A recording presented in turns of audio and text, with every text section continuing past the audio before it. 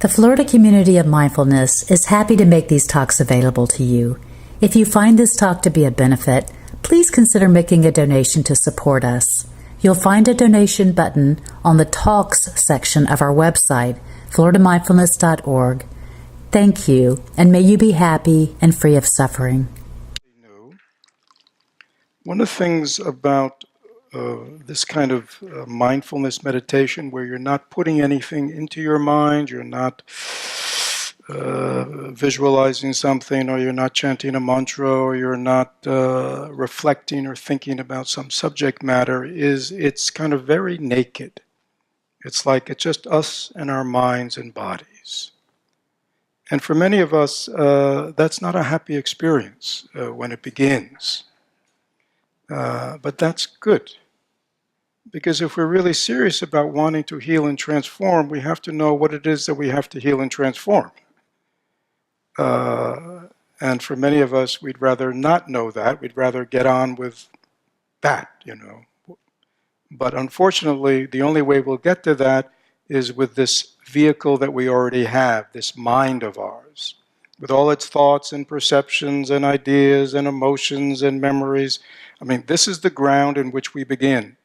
And so mindfulness is beginning to turn on the light to see what's really going on within us, right? And if you sit long enough in this kind of meditation, you will no longer be fooled by who you think you are. You will begin to know who you are. But fortunately, this is a wonderful path with many skillful means and practical ways that the path of transformation is open to all of us. But unfortunately, we have to begin where we're at, so to speak. We can't begin where we'd like to be or think we should be. So please, for those who are new to meditation, don't be discouraged.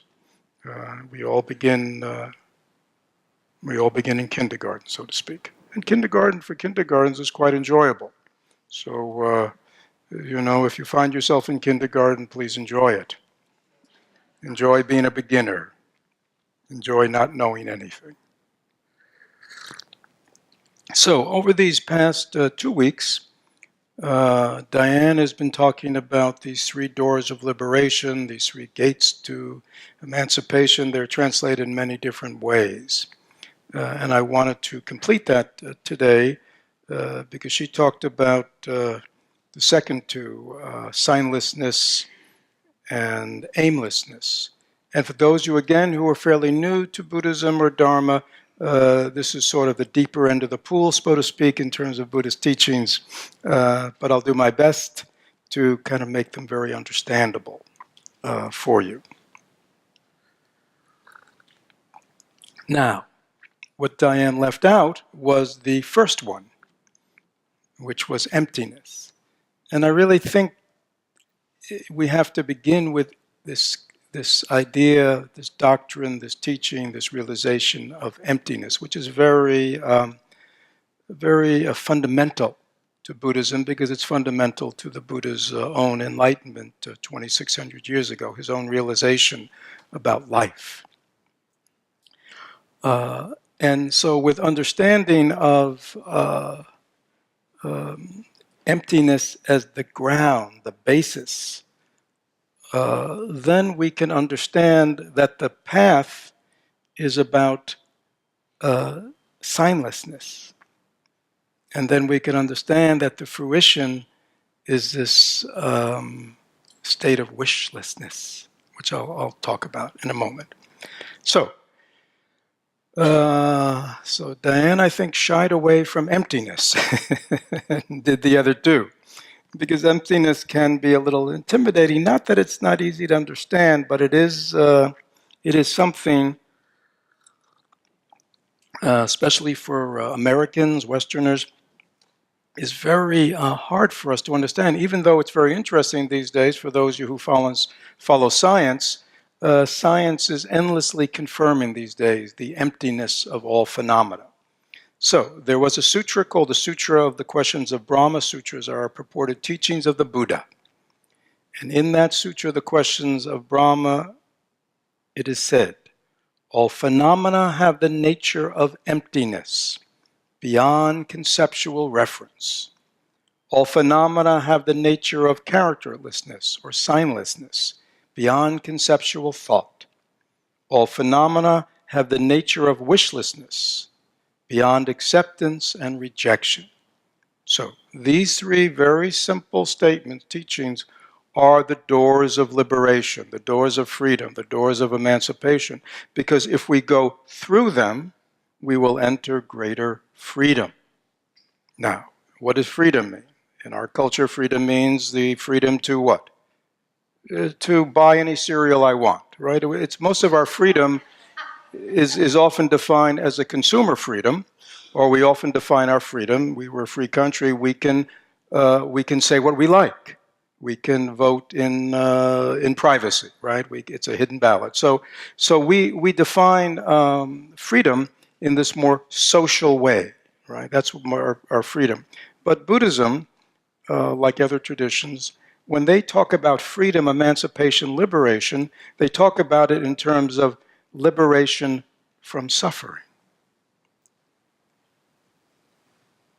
Freedom from suffering. Freedom from delusion. Right?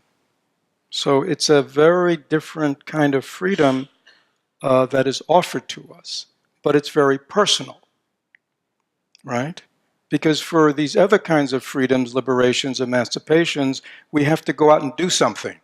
We have to go shopping to exercise our freedom to consume what we want. You know, we go to Walmart and we exercise our freedom. Or we can choose anything we want. We go on the internet, we can buy whatever we want. You know what I mean? That's our freedom. Or we can, we can vote. Or we can, there's lots of freedoms. Or we can speak our mind. So it's sort of like we have to go do something to exercise that kind of social freedom. But the liberation from suffering, the liberation from ignorance, the liberation from our own delusions, our own stuff, which many of us want, is a liberation that does not have to wait until we go do something. It is something that occurs within us, and it can occur wherever and whenever.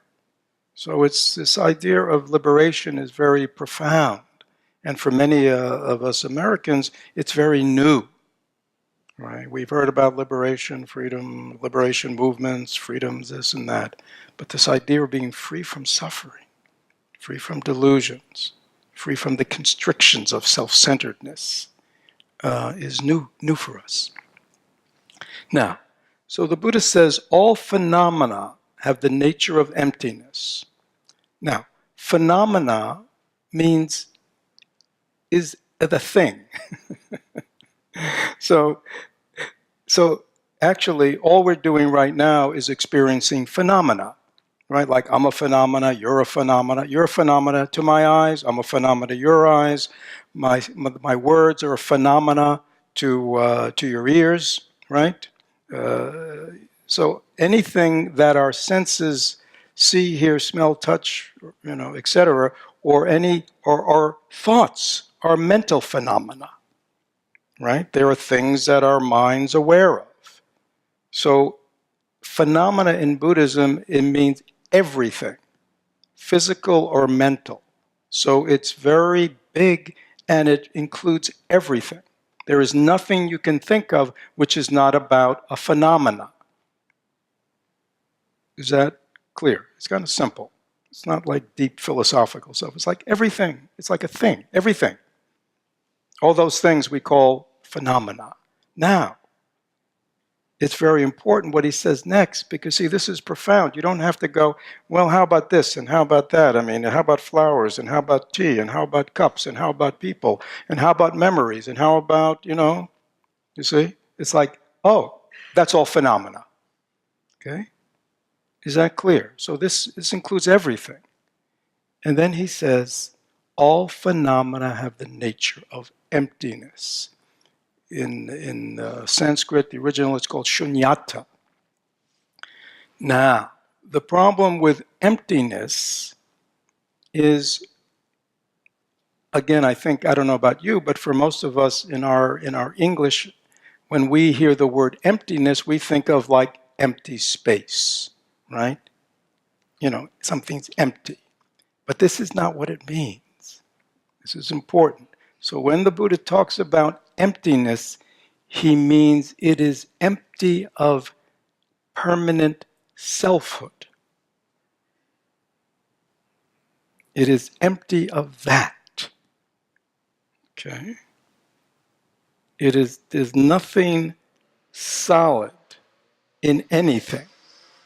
Everything is empty of solidity and permanence and sort of identity and selfhood. Okay, we're just going to take this step by step. All right, so understand that that's what it means. It doesn't mean like everything is empty space. It means everything is empty of any kind of permanence and solidity. This is profound, right?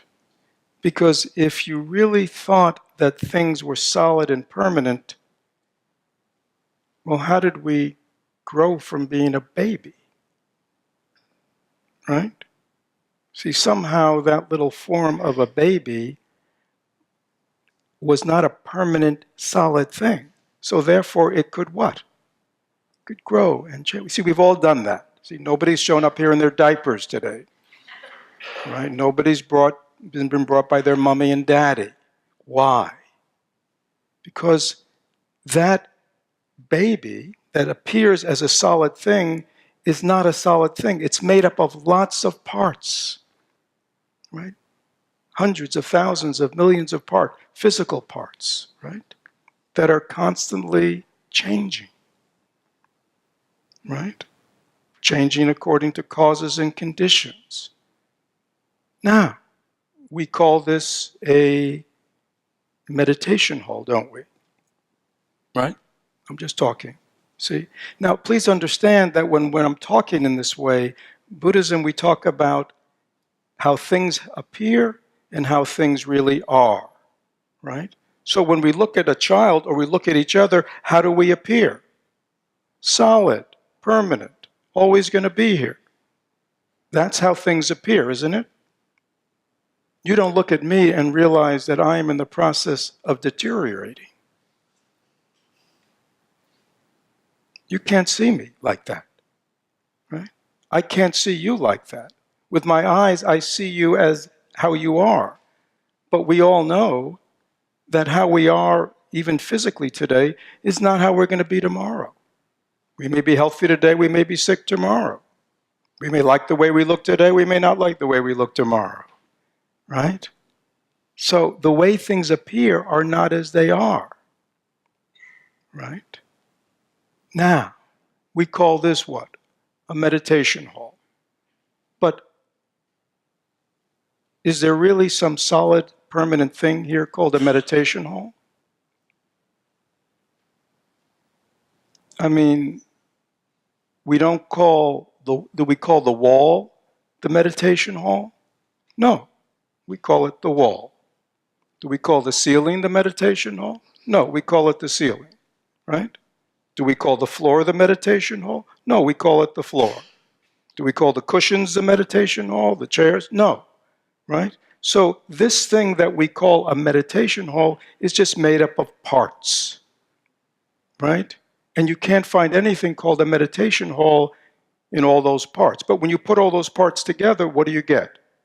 Something that's called a meditation hall. But there's really no solid permanent thing called a meditation hall. Actually, this hall used to be a church.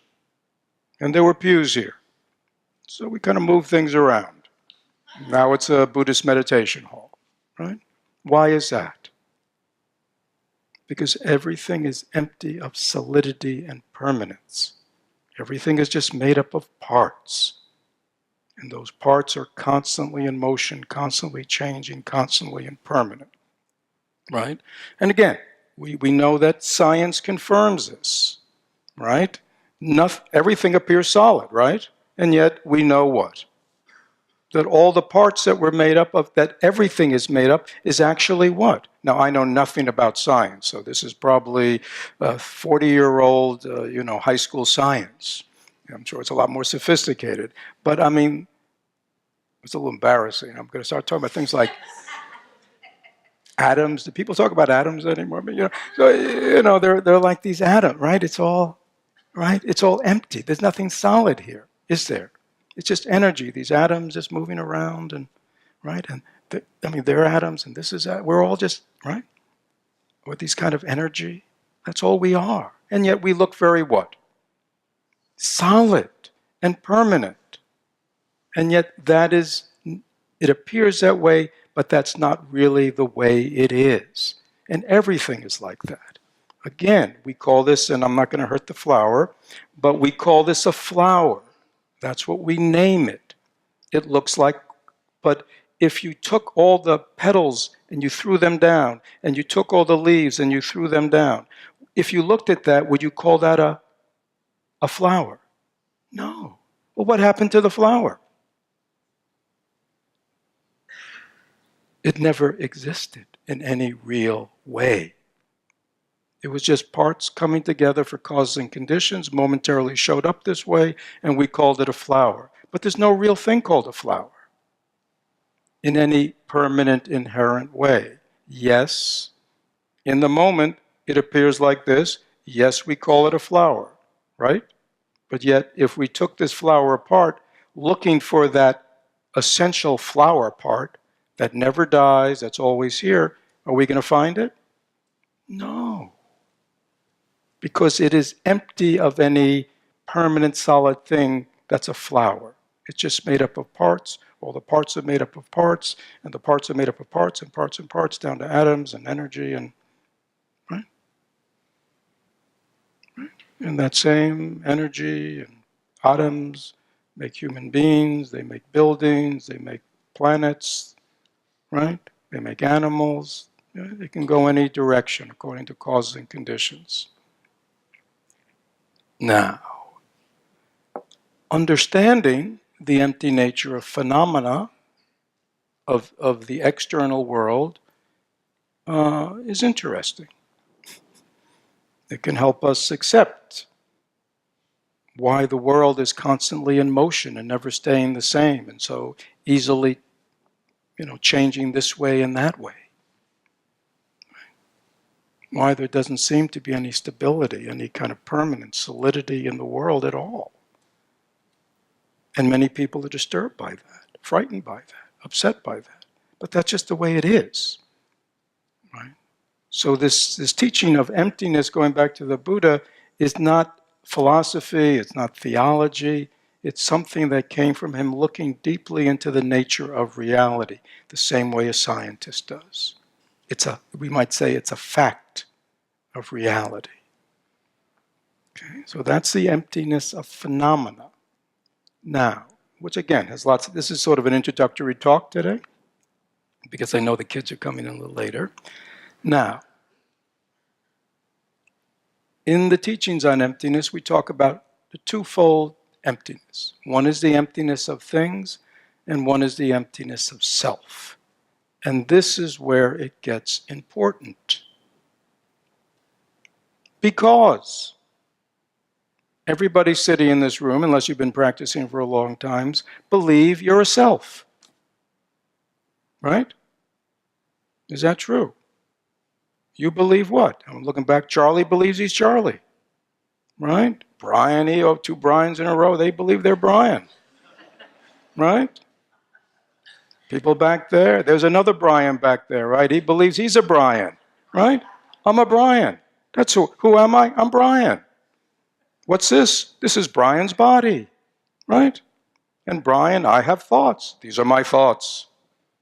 I have a past. These are my past. I have issues. These are my issues. Right? I have goals. I have this. Right. Everything is based on what? Think about your life. Think about your issues. Think about your problems. It's all based on this fundamental belief that there's a permanent me existing here, right? That this subjective sense we have of this, we call me. I. In this case, Fred. Right? And I am a solid, permanent thing that exists over time and space. Is this, just nod your head if you're somewhat with me. Can you see? And this belief in our permanent solidity is problematic. and our belief in the solidity and permanence of all those around us is problematic. Because when you see the world in this very one-dimensional way,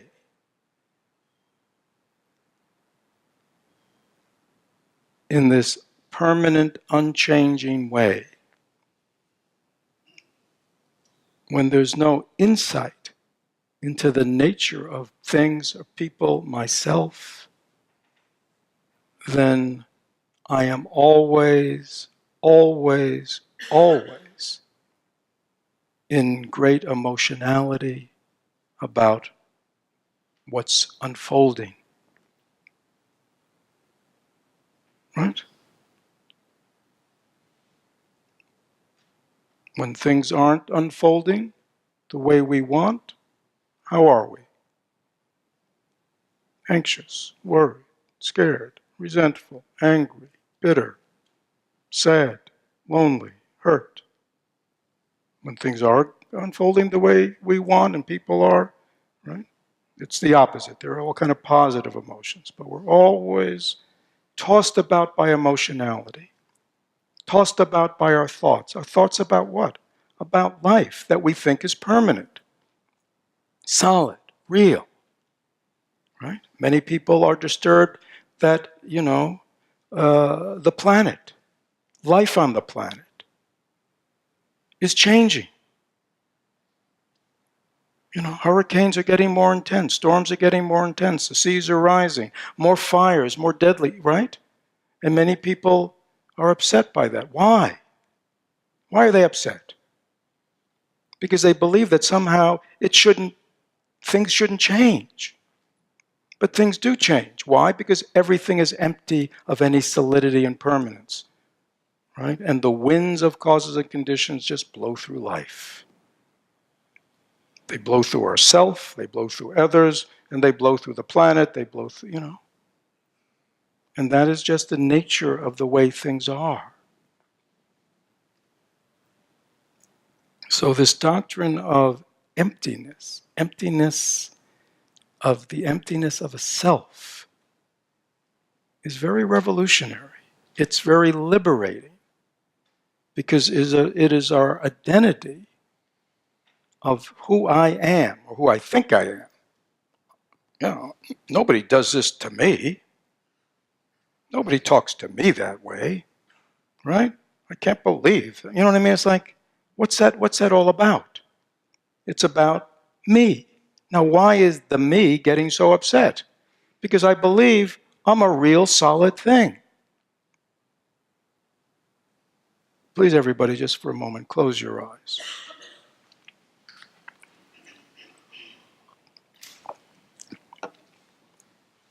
And really get very strong into your me-ness, your I-ness. Okay, think about some drama, right? Where you got angry, you got upset, you got, right? Resentful, or you really wanted something. I want this. I need this. I must have that. I'm disappointed. Find some of your recent dramas that really are really strong, with the I and the me and the mind. Somebody's trying to get something from me. Somebody's messing with my stuff, right? Kind of get into the strong I, me, my. Or you can use your own name, right? Because usually everybody here has a name. You might be surprised to find out that you didn't choose that name. Somebody gave you that name. It's really not your name.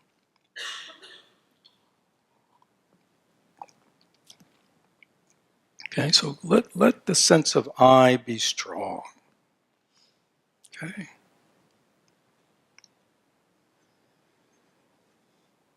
And again, everybody in here, I'm proud of myself. I like the way I look. I. You look in the mirror, there's me. I like the way I look. I don't like the way I look. Okay. Now, kind of separate the sense of I, of me, of your self-identity from whatever is bothering it, and just look within your body-mind. Because if there really is an I, me, mine, if there really is a self, if there really is a Fred that really exists in any kind of solid, permanent way, it has to exist somewhere. Right? And since I think most of you would believe that if you have whoever you think you are, if he or she exists somewhere, you probably don't believe he or she exists outside you, floating around in space. You probably believe he or she exists in your own body-mind. So just take a moment to look right now with your eyes closed into your own body-mind and see if you can find yourself. This solid, permanent me that exists over time. Not thoughts, not feelings, not perceptions, not ideas, not all these things that you know from meditation just come and go, come and go, come and go, come and go. Not sensations, but this permanent self that says all this is happening to me. Like you might say, this is my body, right? We like to say that. Well, who is the I who owns the body? Can you find him or her? Look around. If you're in your body, look, look, don't forget to look in your elbow. Don't forget to look behind your stomach, just, look everywhere in your body. Or if you're looking for yourself in your mind, keep, look among all your thoughts and all your feelings and all your ideas. I believe in this and I don't believe in that. I. Now we're not getting into the ideas, we're getting into the self, the subjective sense of me. Can you find him or her? Can you find a little person who looks just like you inside yourself? Right? Please look. There may be somebody in there. Okay? Can you find a central control room where he or she is kind of, it's got all the screens, like checking everything, tied into all the senses, right?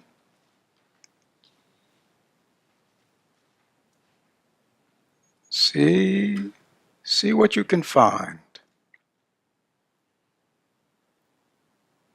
Can you find him or her? A permanent, solid self. We talk, my mind, my body, my life, my possessions. Now again, we don't deny that it appears that way. And we don't deny that we have responsibility for our life. But this strong sense of self, does it exist? Or really, in fundamental ways, the same way our body is made up of parts, our mind is made up of parts, but can you find any central controller? Not make up a concept about that, but actually find it. I mean, it has to be real. We can't call an hallucination real. We can't call something imaginary real.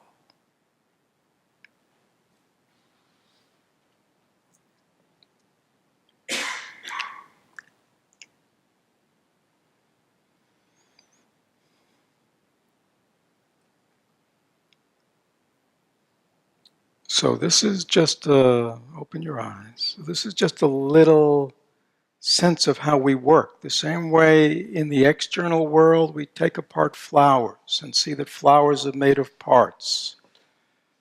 Thich Nhat Hanh often talks about, we look up at clouds and we see they're permanent things, but clouds are just made up of moisture. And where does the moisture come from? The moisture comes from the earth that is evaporates, and where does that moisture that comes? Well, it comes from rain, which came from the cloud, and right, and we look at nature, and we see these solid objects, and yet, these trees that we look at and see don't exist separate from the earth, the ground.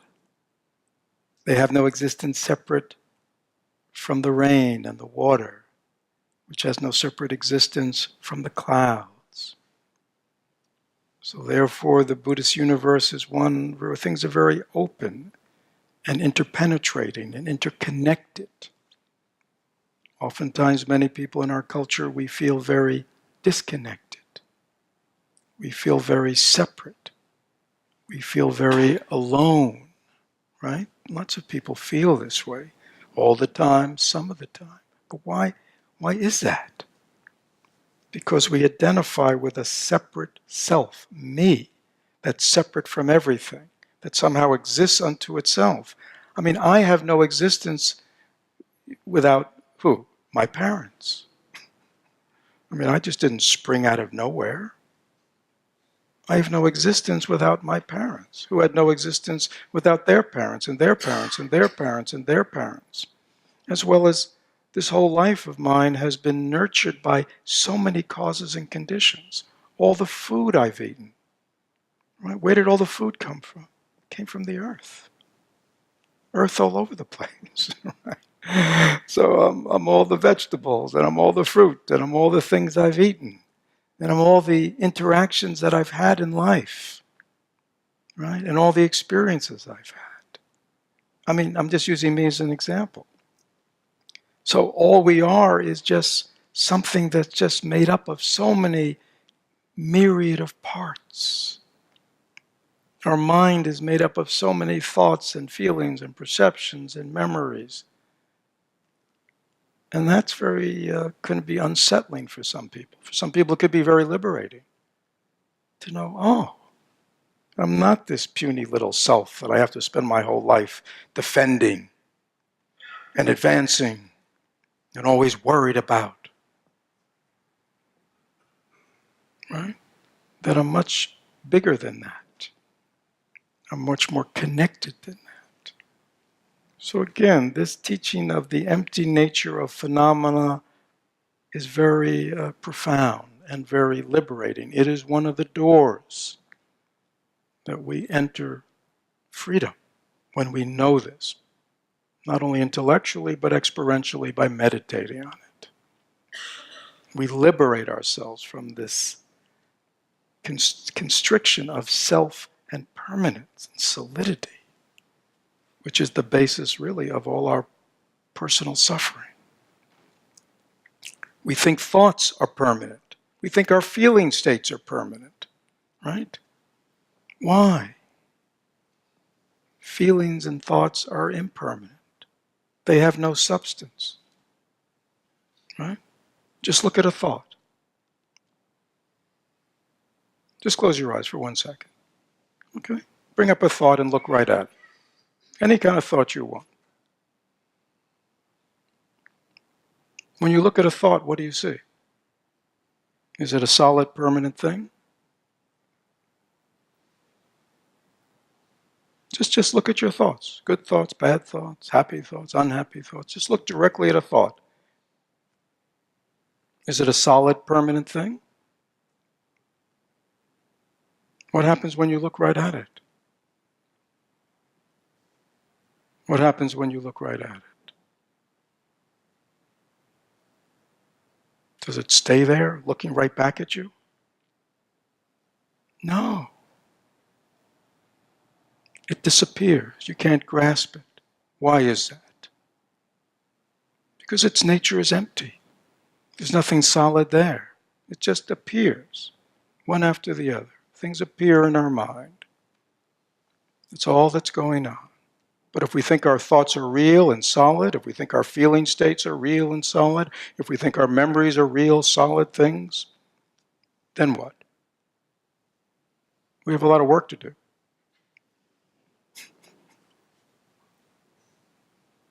So seeing into the empty nature of our mind is very helpful, very liberating. It helps us get unstuck.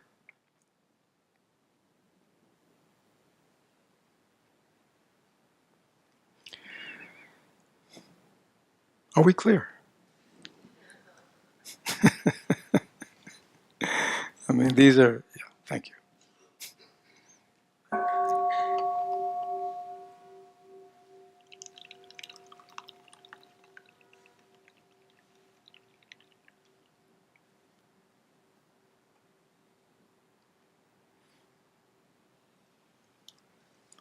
So all I'm doing today is identifying the door of emptiness that leads to liberation, through years of, I don't make it too difficult. It really doesn't take that much. The perfection takes much, but to really, enter the door is through study and practice. That's practice. We enter the door of emptiness, which liberates us. Now, so this is the ground. This is like because it's all phenomena. Now, the second thing says, all phenomena have the nature of characterlessness beyond conceptual thought. The other translation is signlessness. So, if you think about phenomena, right, which means everything, we put a sign on everything. I hold this up, immediately you go what? Flower, right? Like a barber shop or something. It's got a little sign. It says flower, right? You look at this, you put a sign on this. What's it called? Fred. Okay, you look at this, immediately without even stopping, you put a sign what? Cup or whatever. That's right. Watch. Sign. Watch. Sign. You see, we can't stop. Right? Right. So when we see things, hear things, smell things, right? Again, all the phenomena that appears to our senses, we immediately see the characteristics of it. I mean, this is not abnormal, right? This is what we do. Is that clear? People. We immediately not, but again, when we put on characteristics, we don't stop just with the sign, right? We go nice, not nice. Good, bad, right? So we when we look at other people, we just don't see them and just put one name on them. We have lots of characteristics that we what? Put on them. Lots and lots and lots and lots. Even when we look at ourselves, we have lots of characteristics that we label ourselves with. Is that clear? So again, even though phenomena is empty, even though this flower does not know it's a flower. This may be very interesting to people. You see, this flower does not know it's called a flower. If you came in here and said, hey, flower, it would not respond. It doesn't know it's called flower. It just thinks it's just what it is. Because this flower exists in signlessness. This flower exists in characterlessness. It just is what it is. Right? But we, through our capacity to label, think, conceptualize, we put all kinds of stuff onto everything. Is that true? Okay. It is non-stop. Right? And even when we're not in life, we can just be sitting. We will what? We will continue to think about life and just go over the good, bad, and different characters of everything. Okay? And yet, the door of liberation is the door of signlessness. What does that mean? To know that if I put a sign on Brian, right? Brian, and even if I put a label or I put good Brian, bad Brian, this is not Brian, that who Brian really is not the label. So why is this so dangerous? Or why is this so liberating? Let's look at the other side. Let's just take relationships. Everybody here is in relationship to one degree or another. Right? Family relationships, friendships, work relationships, societal relationships, neighbor relationships. Right? Do we really see, without labeling, without characteristics, are we really present to the person, even that we're talking with? Or is all our experiences with people filtering through our labels? Can we be with somebody without labeling them? Do we really know them, or do we just know the characteristics that we've imposed on them? You know, again, it's cartoonish. It's like we reduce life to being a one-dimensional cartoon. You know, everybody watch cartoons? I mean, if you've ever, and I have grandchildren, so I'm watching cartoons again.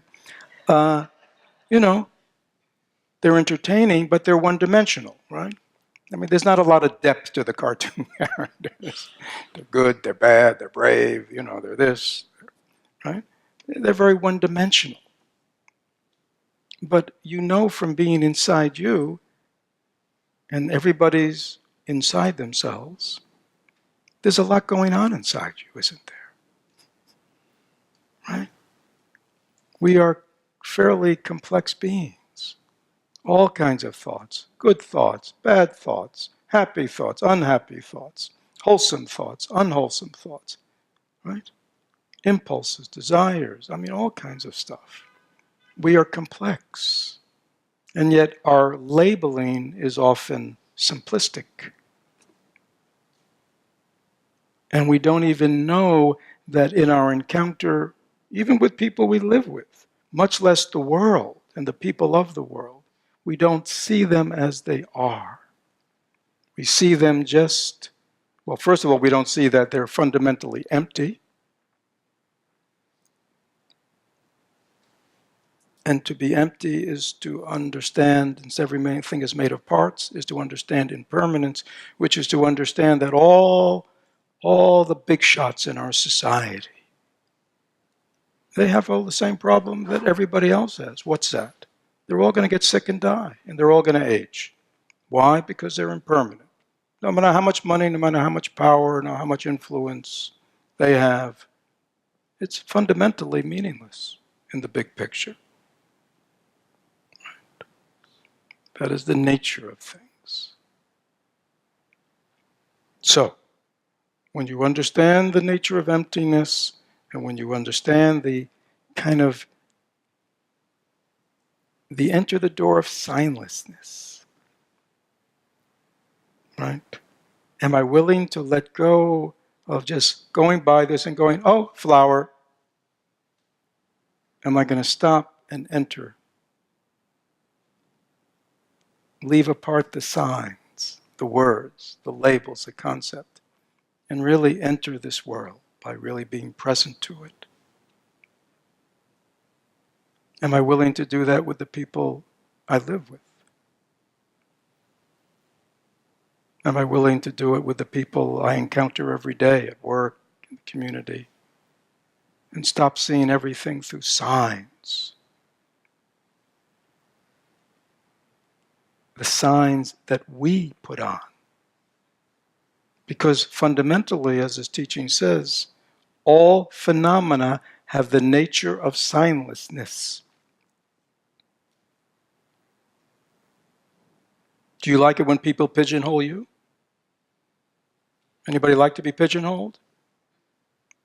Anybody like to be told, you're a this, you're a this? Does that feel good? No. Do we like to be judged? No. And yet, that's how we enter the world. Labeling everything, pigeonholing everybody. We have a name for everybody. We have all these boxes, and we put these people, these are in the good box. These people are in the bad box. These are in the like box. These are in the unlike box. These, right? Everybody know what I'm talking about? Yeah. And we think it's true. And we don't realize, no, all these qualities, all these characteristics, all these boxes are our own creation. All phenomena are of the nature of signlessness in their nature.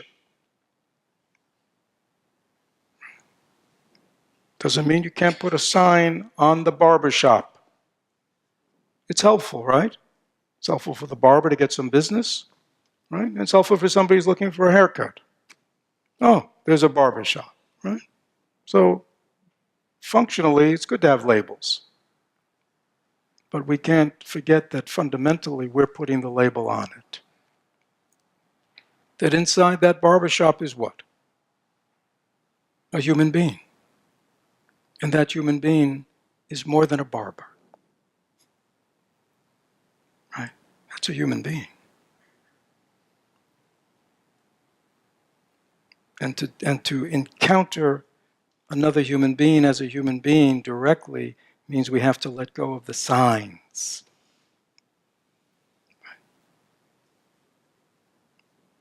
All the labels, names we put on everything. Now,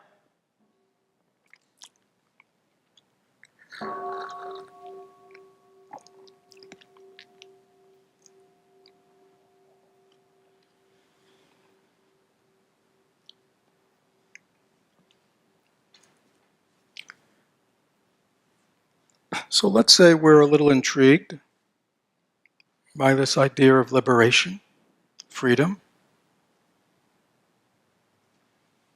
Freedom from sufferings, freedom from unhappiness, freedom from afflictive negative emotions, right? Let's say we want freedom, liberation, and we begin to go through these doors of emptiness and signlessness, right? Emptiness is the ground, signlessness is the path we practice. What's the fruit? The fruition. They call it wishlessness, desirelessness. Now, if there's anything that sounds un-American, it's this. It's like, is there anything else in life but desire and wanting things? Isn't that the whole meaning of life, right? Isn't that how we've been raised? Yes, I understand. So this is very un-American, to want the fruition being desirelessness, wishlessness. But this is profound.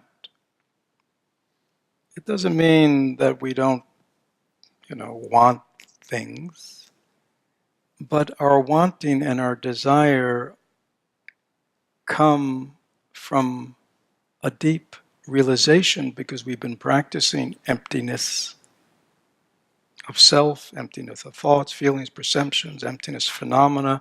We've learned not to kind of always project labels onto everything. Where does that leave you? You see? It leaves you in the third door of liberation, right? Which is simply what? I can be happy, peaceful, content with things just as they are.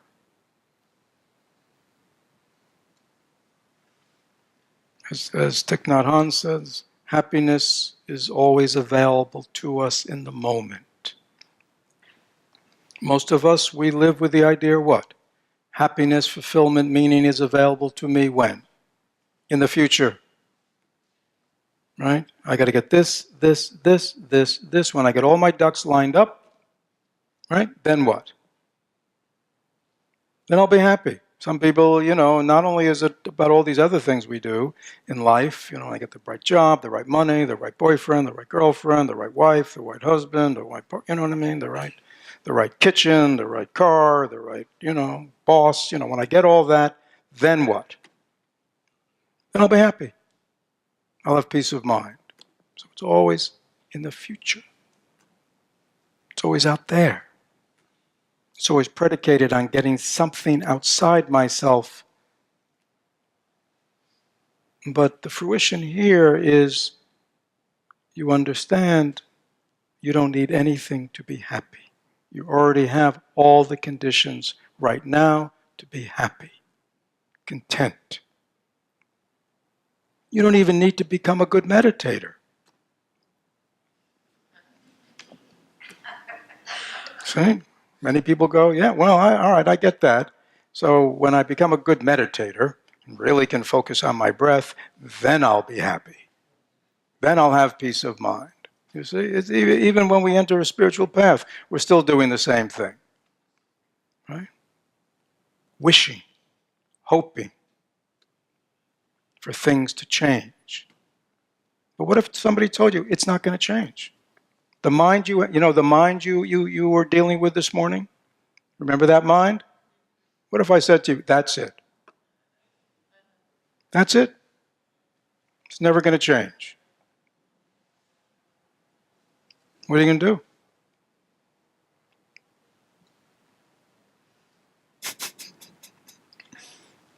Ah, you have to go the other way, you see. What's the other way?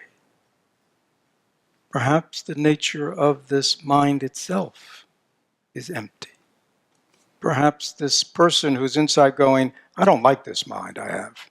I want another mind. Maybe that's empty. You see? And what if I stop labeling myself and labeling my experience, good, bad, wanted, unwanted, signlessness? See, what if I just did all that?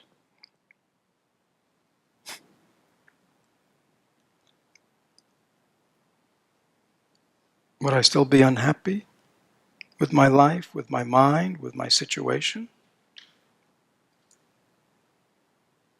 Or could everything be the same way it is, but I've radically changed? How have I radically changed? I see things differently. I perceive myself in the world differently. I've entered the door of emptiness, right? The door of signlessness. And therefore, I can now enter the door of desirelessness. It doesn't mean, if somebody says, which would you rather have, you don't go, oh, I'd rather, but it's like, it's not a big deal. Because I don't need that to be happy. Because happiness is available right now. Peace of mind is available right now. So those are the kids come in when? In 5 minutes. So any questions? Yes. I mean, you can challenge me or tell me this is the biggest bunch of nonsense you ever heard. That's fine. No, you don't. Okay. So I listened to you give all the examples about emptiness. It's factor mostly in the air, atoms in the air, or in space. And so intellectually, just keep it brief so I can remember to repeat it. Okay. Good. intellectually I get it all. Yeah. Okay, but I'm me. You're not gonna confuse me with my daughter, my dog, So Yeah. There is a subjective sense of that all your thoughts, feelings, perceptions, your body, everything is me. one more second. Okay. Yeah, I agree with you. So through meditation, Yeah. is somehow this realization of emptiness going? I don't see how I'll ever really get it. Okay. So the question is, because there are people live streaming. So the question is, hey, I understand everything you say, but my experience is that everything that's happening, thoughts, feelings, perceptions, life, it's happening to me. It's not happening to my daughters, it's happening to me. Right? I agree with you. That's the way it appears. Okay? We begin with accepting the way things appear. You're absolutely right. That way appears to all of us. Right? Right? If you're wearing purple shaded glasses, the world appears purple to you. I understand. Right? Right? If you have cataracts, I understand everything is blurry. I understand. Yeah, that's the way it appears to you. But that may not be how really things are. You see? And your sense is, can I really discover that for myself? Yes. That's what the practice of meditation on emptiness is all about, on signlessness. Yeah, there are the practices we do to discover that. Yeah, this is not just, an interesting conversation on a Sunday morning. Yeah, this is the path. Yeah. And again, we begin with the appearances. Yeah, we all have this subjective feeling as me. You know, I go over there, oh, hi, Brian. Hi, Brian. Hi, Brian. And there may be a few other Brians in here. And, you know, well, yeah, that's the way it appears. But the way it appears may not be, and the way I see things may not be clear. Right? Anybody ever been psychotic or dealt with a psychotic or, you know, or somebody's hallucinating? How does the world appear to them? Or anybody who's delusional, right? How does the world appeal to them? They think their delusions and their illusions and hallucinations are real, right? Try to talk them out of it. Can't talk them out of it, right? Sound familiar to some of us? Yeah. So this is a you know, we're not denying how things appear and how we experience it. We're just saying it may not be how things really are. We don't deny that this looks like a solid, real, permanent flower. But when we take it apart, we cannot find anything called a flower, right? Paul, when we take you apart, when we do an autopsy of you, we will not, right?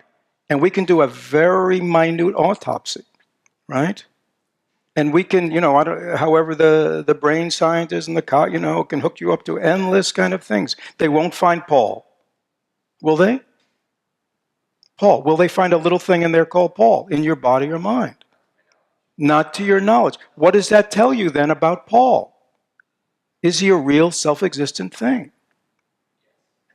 Well, you know, I used to be a mental health professional, Paul, I tell you, you know.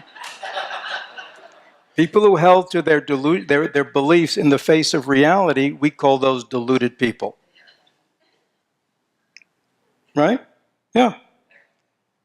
That's what the enlightened ones call all of us. We're deluded. But luckily, they showed us a path, you know, the same way, hopefully, people who are psychotic and delusional can go through a process of treatment that they can, what?